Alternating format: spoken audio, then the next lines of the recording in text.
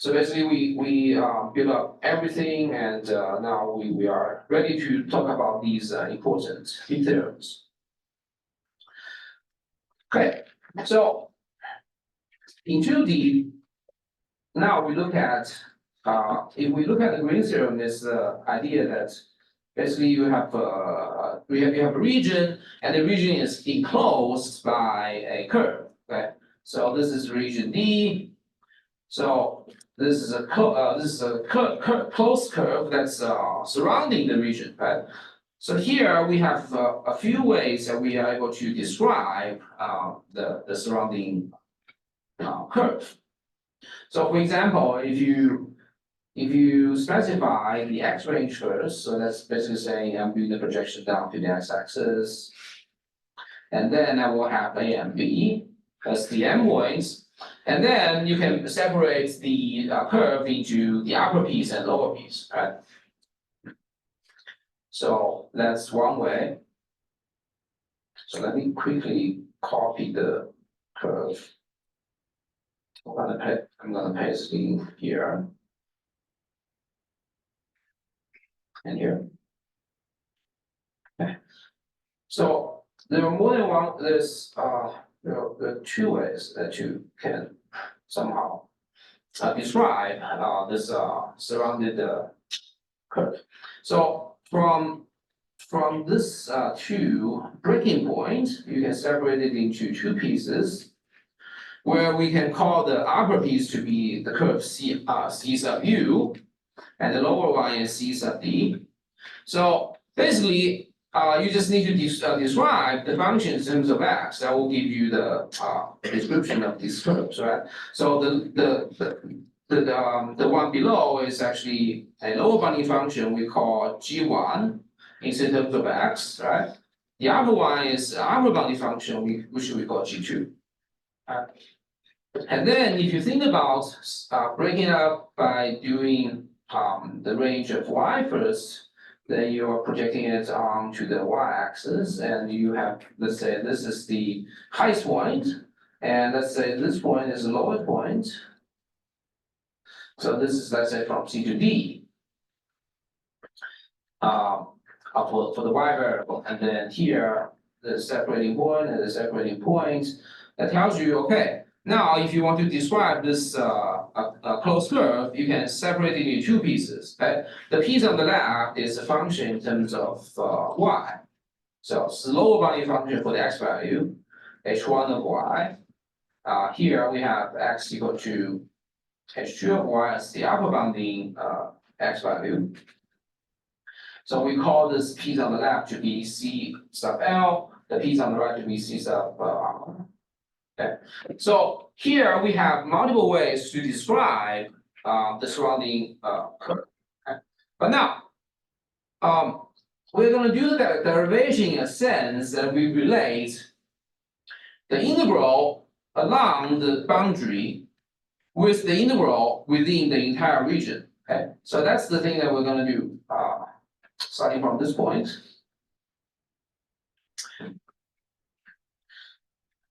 So here, for the description of the region, there are also two ways, of course. So we have type 1 and type 2, right? So basically, for the region, it's going to be the xy pair, such that, okay, if you choose y to be from C to D, and then your x cut between h1 and h2.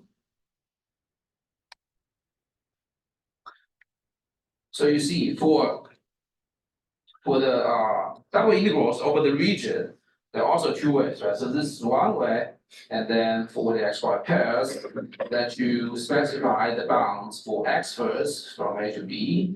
Then we're looking at the right hand side again. That this is G1, that's the lower bounding y value, and G2 is the upper bounding y value. Right. So now, when we talk about the flux integral, like before, there's a vector field, right? So here, let's also define the vector field. Consider vector field cap F of xy. So this is the two-dimensional case. So let's say we have components little f and little g for the vector field on the xy plane. Okay. So they're all bivariate, right? Right. So now let's firstly look at a few integrals over the region D. Okay. Note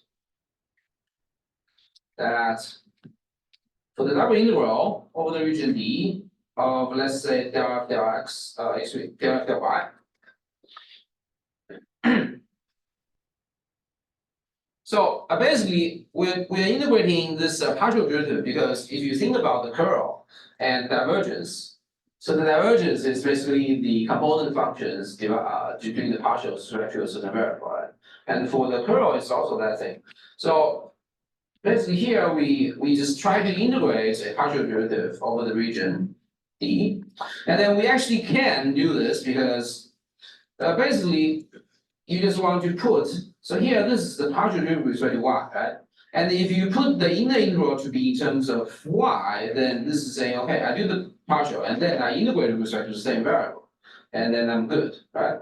So here I can make this doable by writing dy dx, okay? So x goes from a to b, y goes from g1 to g2 of x, just by looking at the description right above.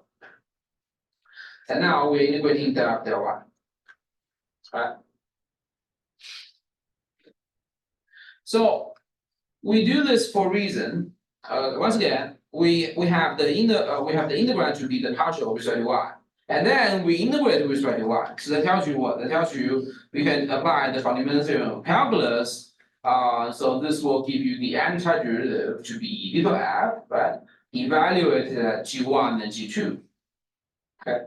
So fundamental theorem of calculus tells you.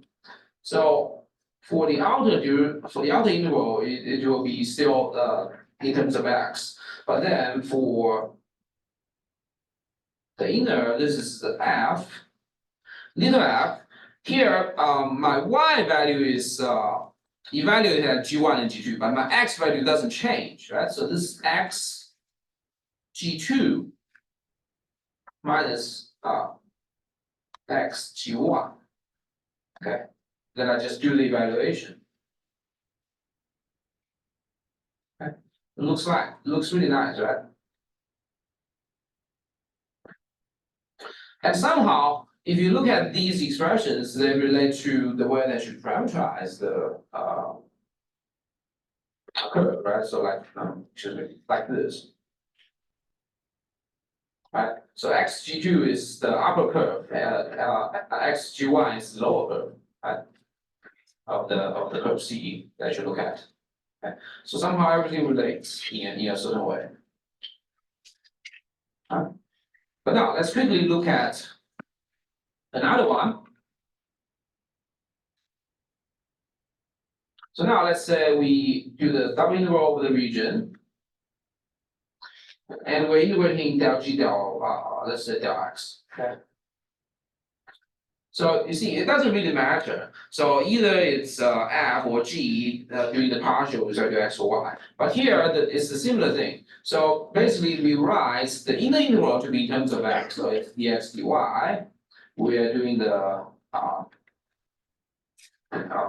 del g del x as the integrand. And then here, we integrate with respect to x on the inner. So x goes from h1 to h2 of y. And then y goes from C to D. Okay, so we do this so that we can apply fundamental theorem of calculus again. So we know, okay, del g del x is the partial with respect to x. You integrate with respect to x on the inner, so it will fix y, and you integrate with respect to x, that will give you g, right? So this is g. And you plug in here, the x value has the bounds to be h2. And y doesn't change, minus g of the lower bound of x is h1 of y. Right. Proximity. Okay. And once again, you see, okay, that's really related to the right and the left curves for that curve C, right, of the boundary. So there are two other double integrals, but we will not really look at those. Here, these are sufficient. Okay, so we call them equation 1 and 2. So this is the way that you play with the double integral of the region, right? But now let's look at the line integral, okay, over the boundary.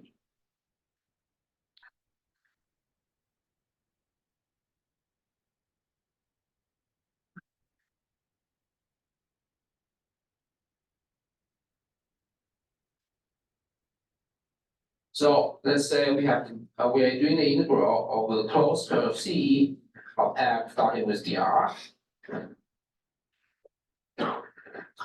So to write it out, so here we don't really specify r first, but I want to mention that within this section the orientation of the curve is always counterclockwise. Okay, so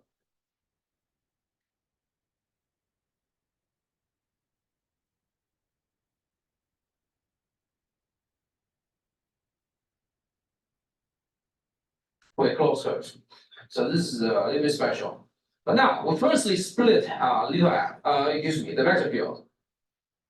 So this is actually the closed curve on the closed curve of f of x y I plus g of x y j.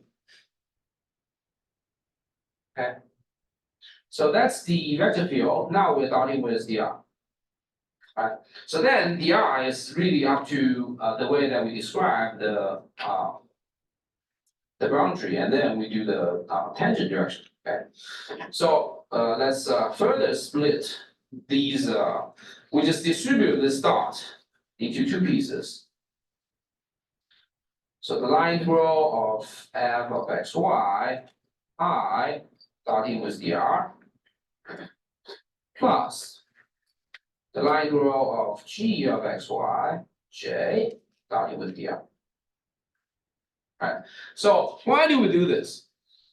Because this is a component this is a component vector I, right? So I starting with whatever vector, so the coefficient in front of j doesn't matter. Okay, so as long as you describe this dr, so as long as you describe this this r in terms of x and the y coordinate function, then dr is just going to be 1 something, right? And only that 1 matters. Okay. Here, so the line integral over the curve C of f of x y I starting with dr. So the curve is like this. So here this is an illustration. So we have closed curve. The counterclockwise orientation is the positive one, but then we let x to be free, and we decide the y value. So that's the choice where we split. Excuse me. We split by doing the left endpoint and right endpoint, the furthest points, and then just by looking at the pictures right above. Okay. So that's actually these ones on the top. And we have the lower, we have the curve CD, right? We have the curve CU. But then we have the function G1, G2. Okay, so just keep that in mind.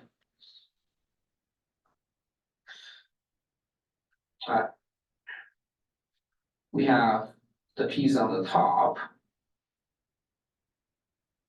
We have the piece on the bottom. Okay. So this is y equal to G2 of x. This is y equal to G1 of x. And x is just x, right? X is just x. All right. Now we mentioned that the orientation has to be counterclockwise. Okay. So it tells you what? It tells you the top is not CU, but negative CU. Because when you think about the parameterization, it's always the old way that we describe it is always where you increase the parameter, right? So the parameter here goes from A to B. So the bottom has the correct orientation from the left to the right, but the one on the top is now going from right to the left, so it has to be negative CU. Okay. So basically it tells you, just if you recall, CU is related to x equals to x, y equals to G2. Here CD is related to x equals to x, y equals to G1, and we have x between A and B at the same time. So if you describe the vector function, so this is r of x equals to xi plus G2 of xj, right? So this one below is r of x equals to xi plus G1 of xj. Okay. So now we are able to rewrite the line integral. Okay, so this line integral, there are two pieces, right? We have the part where we have negative CU. So the integral of negative CU of f of x y I starting with dr plus the integral now on the lower piece is CD is positive. I starting with dr. Right? And then we've just flipped the sign of the first integral, so this is negative CU integrating the same dot plus the integral on CD of f of x y I starting with here. Right. So basically, now we convert the things into CU and CV, which you already know how to handle, right? So the vector functions are like these, okay? So we just so dr is just the tangent direction, okay? So let's write that down. So this one becomes the negative of the integral. So CU goes from so on the right hand side we see this is from A to B. So this is once again f of x y, but we just need to specify that y is G2, okay, of x. So that's the evaluation of the vector field. So that's fi. Now for the tangent direction, so that's actually I plus G2 prime of xj. Now this is using the variable dx. Right? Okay, and see you see that this function now doesn't matter because we have I dot I. Okay, I dot j gives you 0, right? Similarly, for the other parts, this is from CD. This is from A to B again. So we have f of x y I,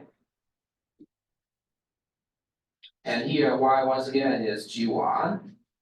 When you do the evaluation on the curve. But then we start with dr here is I plus G1 prime xj dx. Okay. So the parameter here is x, but then the tangent direction that G1 prime doesn't matter, right? So that's good.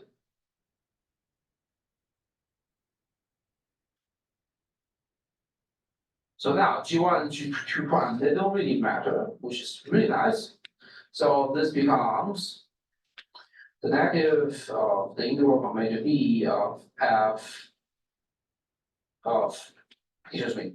So basically, but we still need the evaluation. Okay, so G2 of x that we plug into the y coordinate, and I dot I gives you 1. Okay, if and the integral with respect to dx plus the integral from A to B.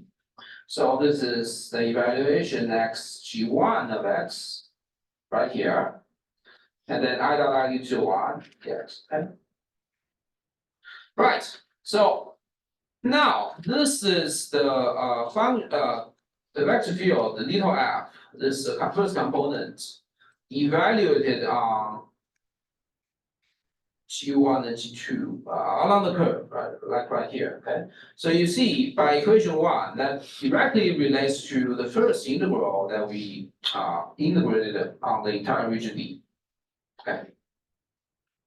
So this comes together to be the negative of the double integral of del f del y over the region.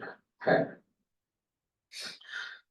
So this is the trick that we play with when we are trying to integrate the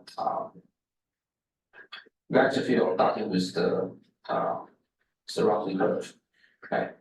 Similarly, if you're integrating g of xy, j dot with dr. Okay, so this is going to be really similar. So we are not really getting into the details, but you can expect. Okay, we want the description of the curve to be the function times I plus just yj, so that the tangent direction will just give you a j, and the x and the I part doesn't matter. Okay, so that's where you have the curve that you subdivide into the left piece and the right piece. And once again, we're doing the counterclockwise, so that's the orientation. So we break it into the piece on the left and the piece on the right. And we know when y increases, we have the upwards direction, that's the positive, right? So that's CL, so that's CR, the left and the right. So this one on the left is negative CL, and the one on the right is positive CR. So the exact same idea, okay? So this becomes negative of the line integral on CL of the same vector component starting with dr plus the one on the right, which is the positive orientation of the same vector function starting with dr. And go through the same steps, you will get by equation 2, okay, the double integral of the region D of del G del X. Okay. Okay, so now we can put the things together. So basically, the line integral consists of 2 parts, and we explicitly calculate the 2 parts. Okay, so we summarize and conclude that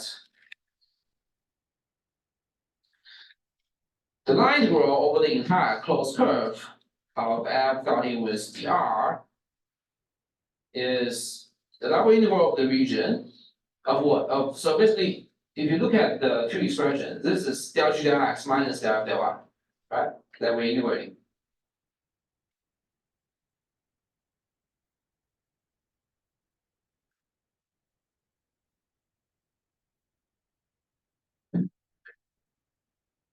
Okay, so this indeed gives you the relationship between the integral along the boundary and the integral within the entire, the integral over the entire region. Okay, so I'm going to put in a verbal. So this is one of the Green's theorem. And the integral right here, this integrand is what's called a 2-dimensional curve. Okay.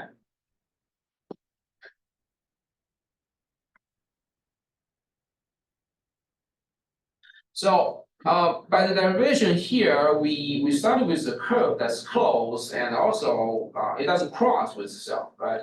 So this equation holds as long as the curve is nice, so that it does not cross with itself. Okay? So remark, C here needs to be a simple curve, a simple closed curve.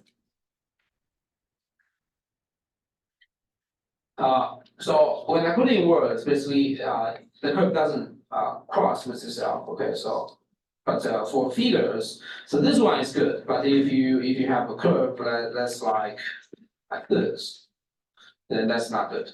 Okay. So this one crosses this out. So for this kind of region surrounded by a closed curve like this, this theorem doesn't work.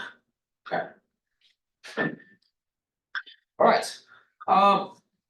So and now for the two-dimensional curve, this looks weird, right? So if you recall the way that we motivate the connection between the integral over the boundary and the integral over the entire solid in the previous section, we were saying we're talking about the divergence, right? What about the two-dimensional divergence?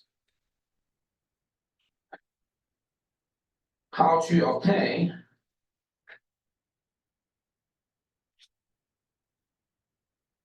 results involving the double integral over the region D of del f del x plus del g del y. Okay, so the first component function doing the partial with the first variable plus the second component doing the partial with the second variable. Okay, so this following the same idea, we're gonna get a really similar result. Indeed. So now this integrand is changed, right? So basically for the line integral, that's the dot product is also a little different. So it's actually gonna be the line integral of negative g of xy I plus f of xyj. Starting with the tangent direction of the curve. This equals to the integral over the region of the two-dimensional divergence.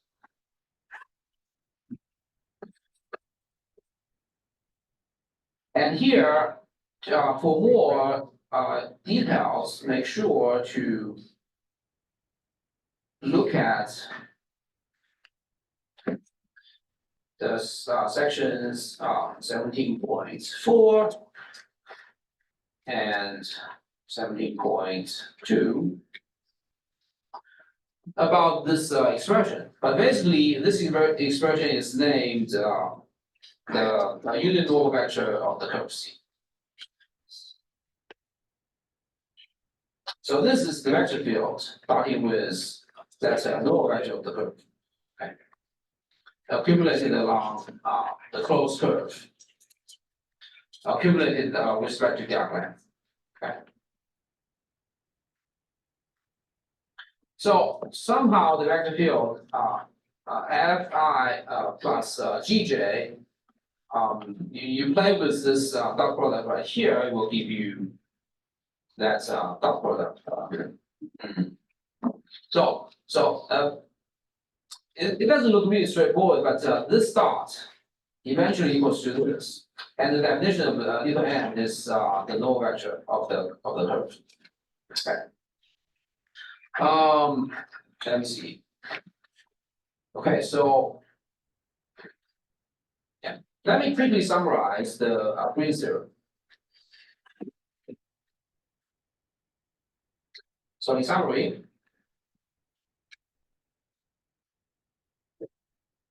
so the closed on the closed curve of the vector field, starting with the unit normal vector of the curve, with respect to the arc length, this equals to the double integral over the region of the two-dimensional divergence. Yeah.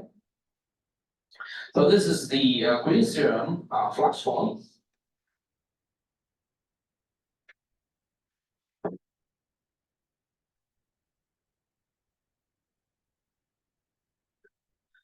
And then if you have this line integral of f starting with the r, so this is the Green's theorem circulation form. So this is the one that we have seen at the beginning of the class. Okay, this is del G del X minus del Y.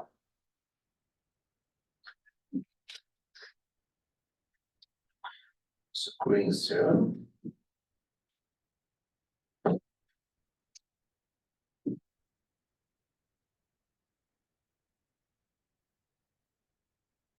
I want to be a little bit more careful here. So we actually can show using the exact same process from last time that this holds true. But then basically I would say, okay, the integral on the left hand side, actually there's another way to describe it. Okay, so basically if your vector field is Fi Gj, but if you write it in this way, this doesn't seem simple when you use this vector field. This is a vector field that's like a permuted the components a little bit, and then you got with dr, right? And dr is the same old tangent direction. So what's a little bit different here is that we can rewrite the left hand side according to this. So this is the old vector field kappa starting with a little n. So this little n here, this means the unit normal vector of the curve. Okay, so this is a little bit special. So I was last time I was saying this is unit normal vector, but I want to specify that this little n is for the curve, and indeed there's a way to calculate it, but then I'm going to write it down. So it's a little n equals to the tangent direction within the surface crossing the component k, so which is perpendicular to the plane. Okay, so this is the unit normal vector of the curve. Okay. So from the previous section in the surface integrals, little n stands for what? Stands for unit normal vector of the surface, right? So we do cross and we normalize and we choose the positive orientation. So this is indeed a little bit abuse of the notation, but now this little n is actually the normal vector, the unit normal vector for the curve C. Okay, so this is exactly what you can expect of the flux form of the line integral, okay, the closed curve integral. So that's this little n. Okay, so basically the point here is that this is always true, right? So that's not really hard to check. But then now that vector negative gi plus fj starting with dr, this dot product has the same result as this one. Okay, so that's the point here for this formula. So when you use the vector field starting with this little n right here, what is this little n? This little n is actually, now you have a curve. So the unit normal vector of that curve. And so we will also do an illustration a little bit below, but here we just need to be very careful because indeed there's a little abuse of the notation. Okay? And here you can see, okay, this is f starting with n, and this is f starting with r, which is once again we see that. So I'm going to write it again. So this is the closed integral. So this is the closed curve integral of f starting with unit tangent direction of the curve, right? The cap t ds. And then so we can also enclose this in that formula for the circulation form. Okay, so that we just need to be careful. So now we see, okay, the left hand side, they're both just in a way is the line integral of a scalar function that you're integrating while you're accumulating the arc lengths along a curve, right?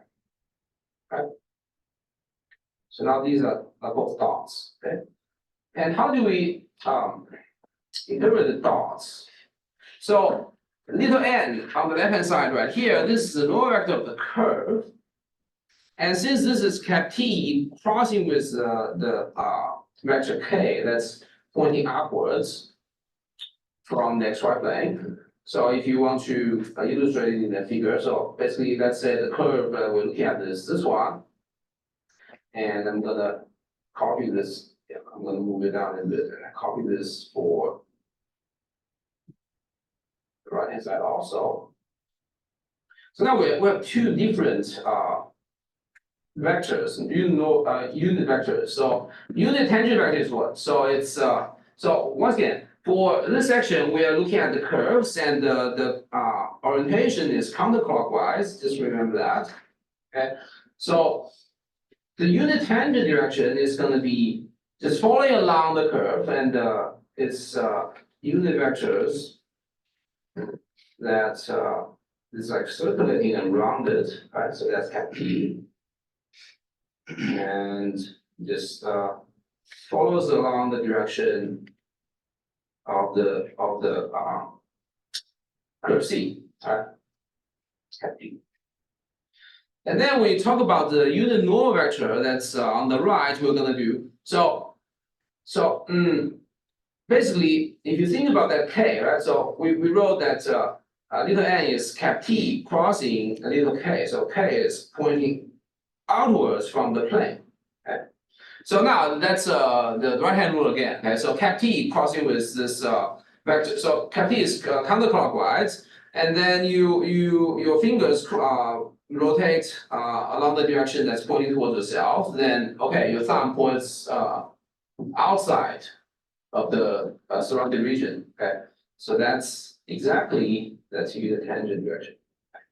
Excuse me, unit normal direction. That's pointing outside. So that's following what we expect of the flux form of the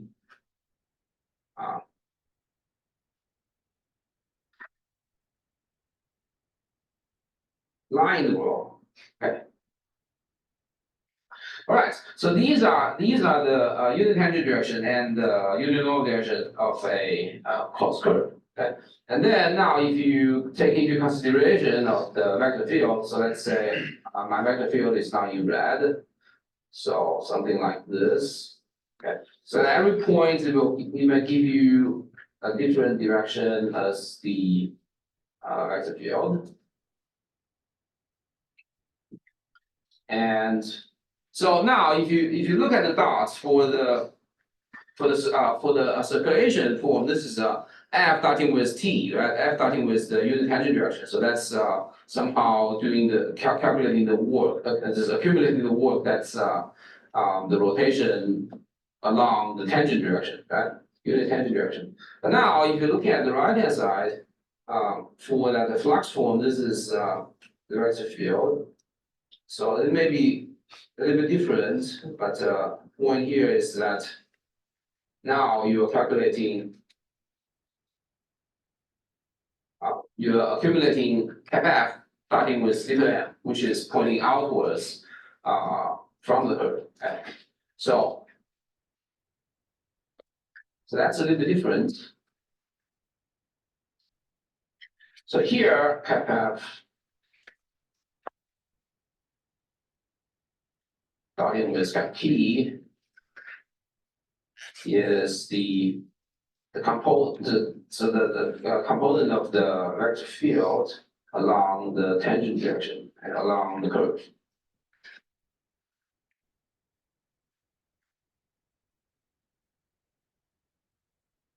Okay, so this is circulation.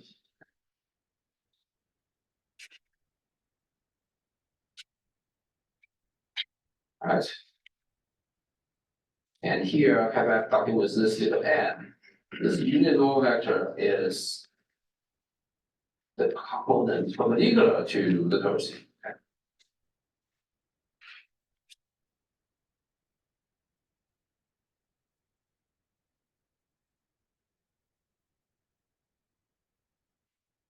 Okay. So now we should be very clear about these two forms of the Green's theorem by now, right?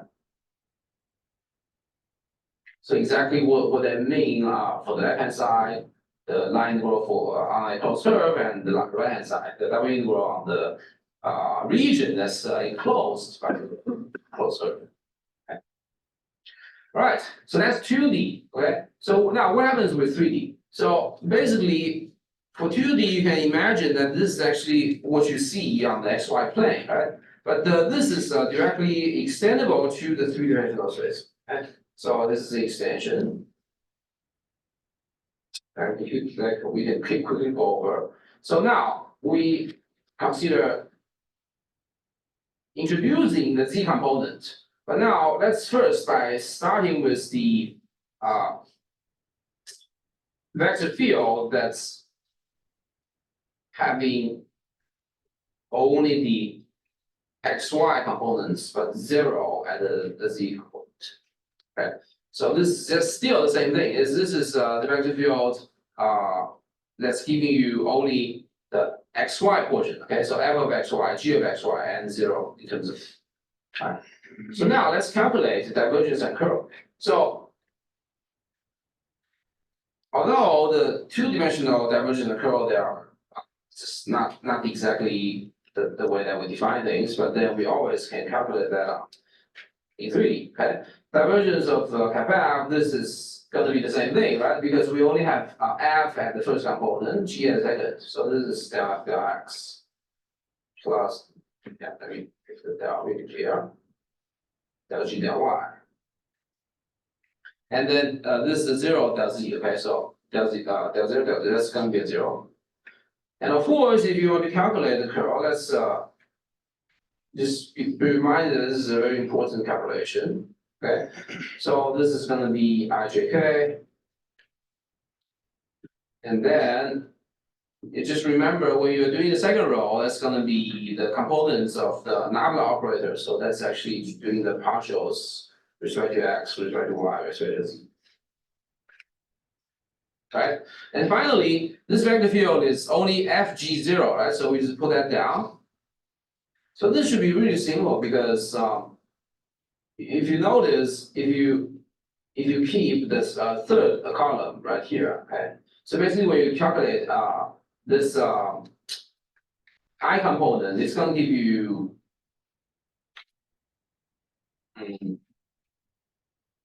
actually a 0. Okay. So basically, let's say for the I component, you have del z del g, but del g del z, but it's going to be a 0 because these functions, they are only about x and y, and then you have a 0 on the diagonal. Okay, and similarly, if you get rid of the second row, or usually second column, this is del f del z, which is also a 0. Okay, and then on the diagonal is also a 0. So at the end, you will eventually get that two-dimensional curl expression. So make sure to do that calculation carefully. So this is del g del x minus f del y times k. Okay, we only have the k component. Okay, so that which is the thing that you calculate from the 2x2 determinant if you eliminate first row, third column. Okay, so that's exactly what you get. And you see this expression indeed agrees with the two-dimensional curl that we mentioned earlier, right?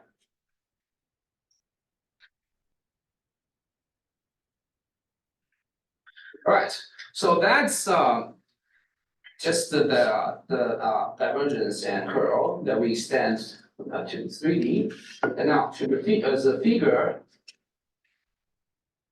So basically,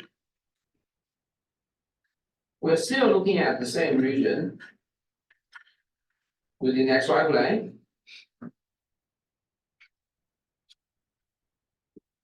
Okay, so this is region D, and let's say still for the curve that we have this orientation as counterclockwise. Okay.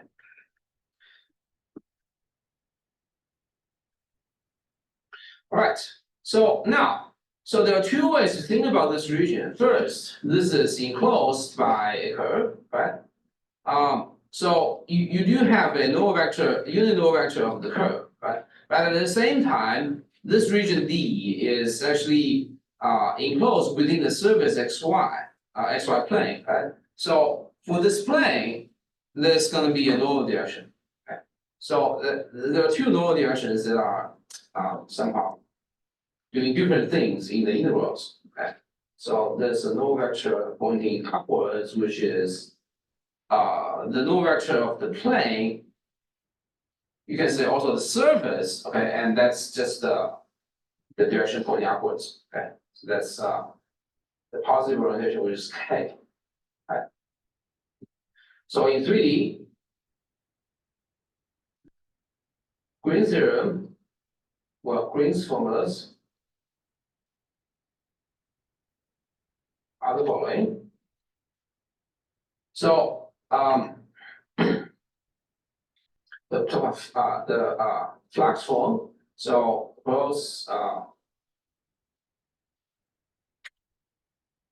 integral along the curve of f starting with the unit null vector ds equals to. So this is the unit null vector of the curve, okay? And then here, this is still the double integral over the region D, but now we know that we can put in the divergence of the vector field accumulated over the region. Okay. And then for the circulation form, this is FF starting with dr, which is the same as saying this is FF starting with T ds. Okay. And this eventually equals to. So if you go back to the circulation form of the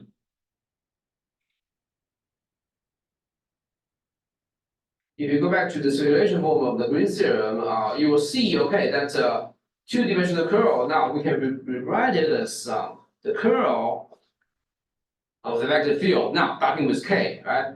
Because now above the that two-dimensional curl that we calculate, actually there's a k component. So if we only want the expression right here, then we just start with k.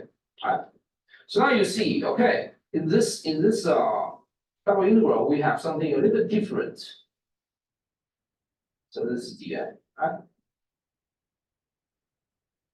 And now, usually, this vector will be a little bit different if you have a different surface. Okay, so here our region D is lying within the xy plane. So this k stands for the unit null vector of the surface.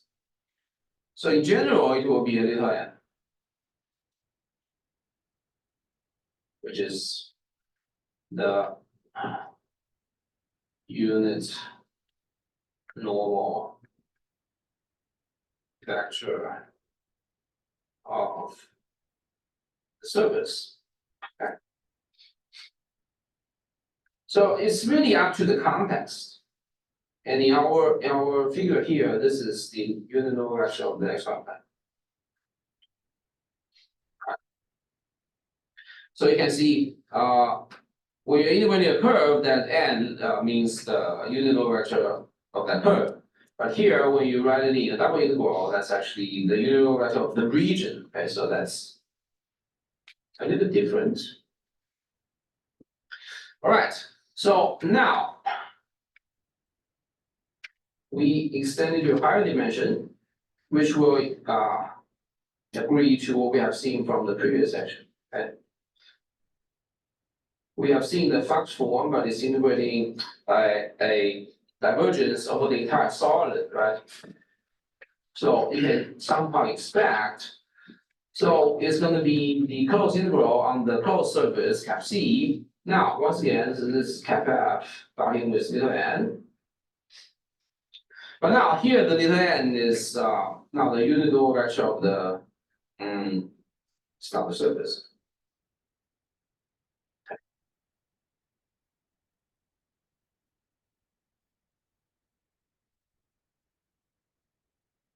And then on the right hand side is what we expect. This is the surrounding solid that we are integrating on. So this integrating the divergence of the vector field, accumulating the volume. So now it's not a region in xy plane anymore. It's going to be a closed surface and enclosing a certain solid E. Okay, so let's say the inside solid is E, and then we call that cap S to be the surface surrounding it. Okay, and then that little n is going to be just the outward orientation, right? For this little n here. So this is divergence theorem that we finally formally state.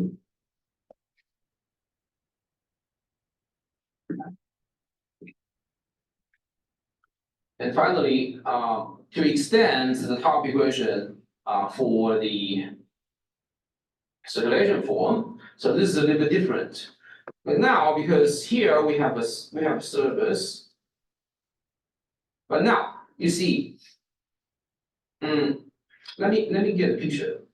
So it's a little bit different. So you don't really want to integrate on the surface anymore. So here it is still a curve, but this curve is for a one-sided surface. Okay. So here we have a part of a we have just a surface, but then it has a boundary.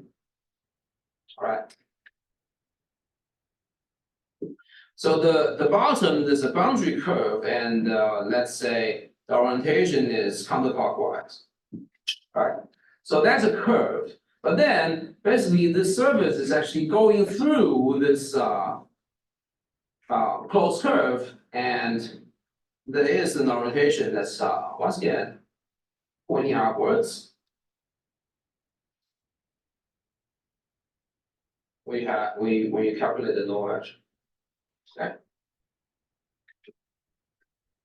So basically, when your curve is counterclockwise and your lower vector is pointing upwards, this is following the right-hand rule again. Okay, so right.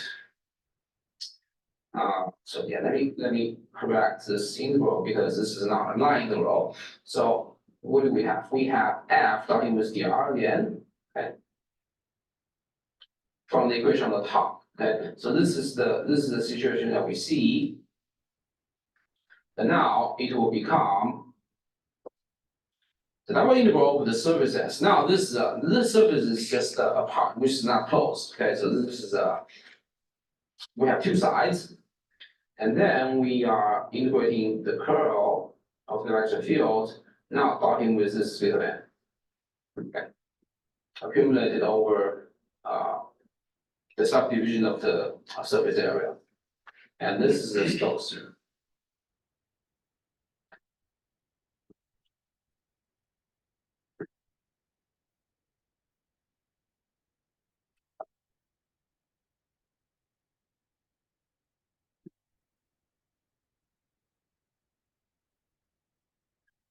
Okay, so these are actually the two main theorems that we have to motivate for and this establish the material for the entire semester to get to. So indeed, when you talk about curl, you need to carefully define and also the divergence, you need to carefully define the vector field and partials, right? And then the vector dots. So, and the description of the surfaces, somehow, yeah, indeed, we established all the things up to this point in order to state, not even proving these important theorems. But that's pretty much everything we need to cover for this semester.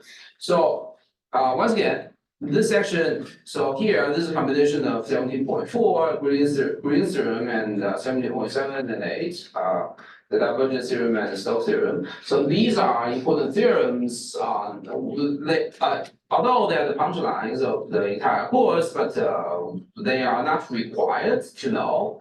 So in let's say in final exam, let's say you have a surface integral of f starting with little n like this, And indeed, if this is a closed surface, then you have an alternative of just doing the triple integral over the solid accumulating divergence. Okay, so that's an option, but it's not required. You can still stay with the old way of just doing the vector field evaluated on the surface and then describe the tangent directions and then cross the tangent directions to get the lower direction. Right, so that's what we expect. But of course, if you want to do the divergence theorem, it's fine. However, the divergence theorem is not required.